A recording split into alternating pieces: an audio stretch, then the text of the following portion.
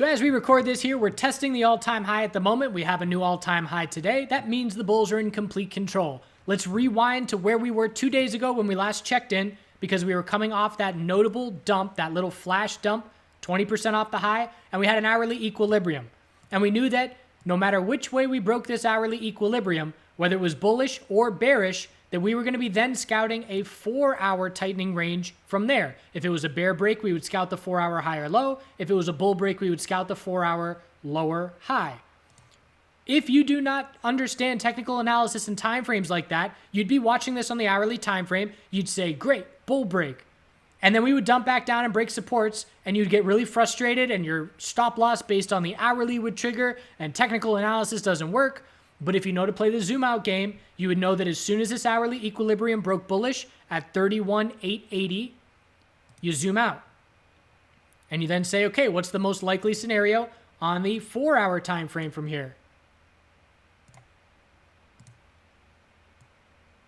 And going back to there, it was the 4-hour lower high, because at that point, we had the all-time high, the low of the dump, and anything under that all-time high was just a 4-hour lower high. We set it, and then as soon as we pulled back, we knew to be scouting a 4-hour higher low compared to the low of the dump.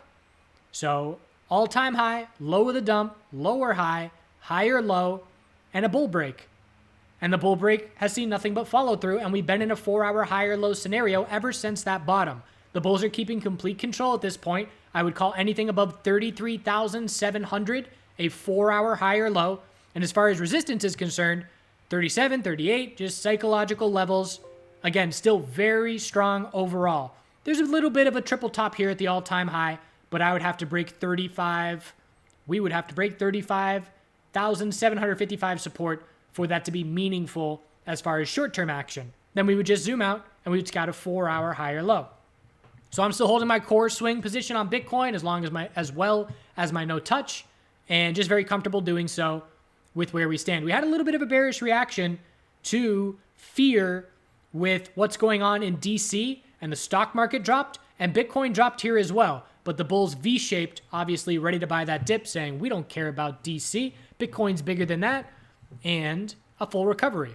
So that is where we stand overall, and the most important supports, depending on your time frame, either the daily higher low or the 4-hour higher low. For me, this daily support of 27,678 is very important, and the bulls have complete control. Dominance chart. Dominance chart was so close to rolling over and confirming a bear flag here, but the bulls showed up just in time to defend that support.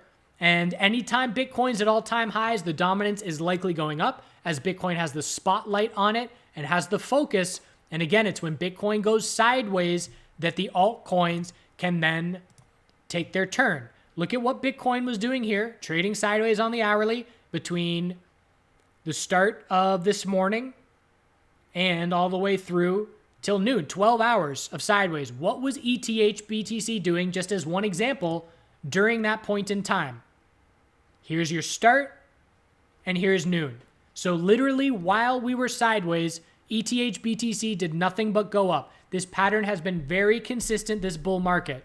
Dominance up when at all-time highs, trade sideways on the hourly, focus on the altcoins, because that's when the dominance chart drops and the BTC pairings go up.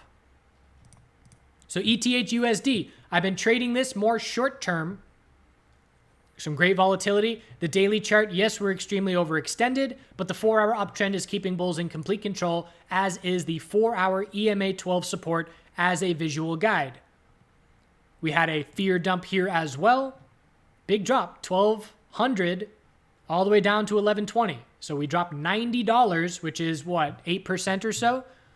And I must admit that I sold, let's see, where were my positions? I added some last night on a 4-hour higher low here with the EMA as a nice guide, bull flag, clear resistances. So I added some at 11.05. I added a bit more at 11, maybe 40 or so, 50.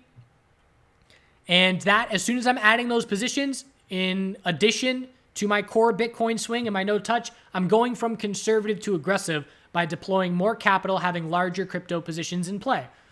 As soon as we saw the fear with everything that was going on, and I'm focusing on stocks and running the chat room and I got to do a live stream, I just switched back very quickly from aggressive, being in all those positions, back to conservative by exiting those positions, some of them in the 1170s. So it's not like I was, capitulating, but just wanted to go from aggressive to conservative real quick.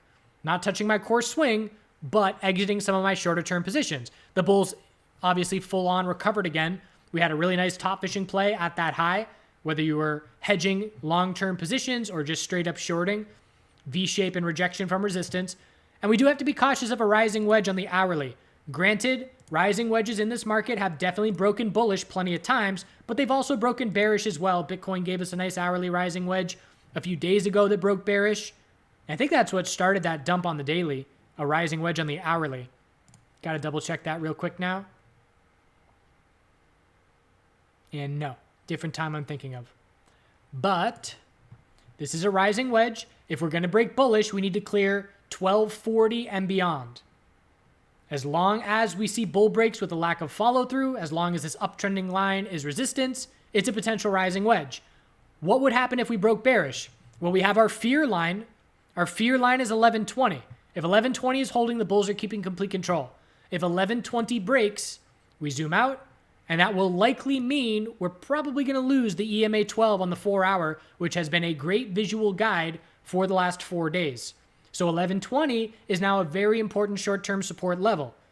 If you're in this for the long haul and you're looking at the daily chart, granted we could pull back 20-30%, but there is tons of space for a daily high or low, and I will absolutely be looking to buy first hourly oversold conditions, scouting a daily high or low. We just had some 5-minute oversold bounce on that flash dump, V-shaped bounce. And again, one way that I like to ride this bull trend, if I were playing this dump and not overwhelmed, let's say I enter and I have a break even of 1150 as I scaled in. Maybe I scaled in at 1160 and 1140, break even 1150. I watch this bounce. I sell half anticipating a lower high, sell half at 1180. My break even is now 1140. I put my stop under 1120, very small risk. That's my style of trading, taking partial profit, scaling into and out of positions, but finding a short-term level where that level needs to hold. And you can see on multiple time frames, what ETH just did on the 5-minute is the exact same thing what it and Bitcoin did on the daily chart. It's a flash dump where the bears have significant control, but as soon as that bottom is hit, if we do not break the low of that bottom, bulls keep control. The market will shift. When we see a dump like this, we see a bounce, and we go back down and break that low. Again, just call it the fear line. That was our fear line in the sand. Once that hit and we started the bounce, if we were to fall back down under that level, we would know this is a different market environment. Longer term consolidation is coming. But if the low of the fear flash holds, bulls keep their control. You can see that on the 5-minute time frame. It happens on all time frames in this bull market. ETH BTC, just multiple inside bars. So we held support, and that's when that bounce started in that 12-hour period, but we also just rejected from resistance, which is when Bitcoin started to gain the spotlight again, hitting that new all-time high. This is a very important short-term range to be watching if you're trading ETH. How these daily inside bars break is going to have significant impact on the short term. With a bear break, we zoom out for a daily high or low, and with a bull break, obviously the bulls keep complete control. It's not the same as ETH USD, but it's similar in the sense that every day is a high or low. Worst case scenario for the ETH USD bulls would be both the US dollar and the Bitcoin pairing breaking the pattern of a higher low every day at the same time. That means we are dropping, and we are dropping faster than Bitcoin. LTC USD, inside bar bull break heading up to the high of 174.50. Definitely lagging behind, but still strong. Again, you show me this chart by itself, and it's a very strong chart. 4-hour uptrend and looking towards that resistance. If we're going to break that resistance, bulls want to see this LTC BTC chart set a daily high or low. At this point, this chart has a double bottom, triple bottom, and essentially a double top. Not exactly, essentially a triple top. This is the channel that we're trading within here. And we've been within this for a very long time. 1, 2, 3, pretty much 4, 5 support tests, 3 resistance tests, And we've been within this for 6 weeks, 7 weeks. So we're looking for the daily higher low. What do we need? A 4-hour trend change back to the bulls. We just dropped to a fresh low. So we need to break the 4-hour lower highs to see a shift in momentum for the Litecoin bulls to take a turn, because they are not taking their turn this time around. Link USD, big bull day. Very notable that the weekly equilibrium is breaking bullish. So I have a no-touch Link position, which I didn't really know about. It's very small comparative to Bitcoin, ETH, and LTC. But I also had a swing position on, and I exited that on a daily pullback that was more significant than I wanted to see back here.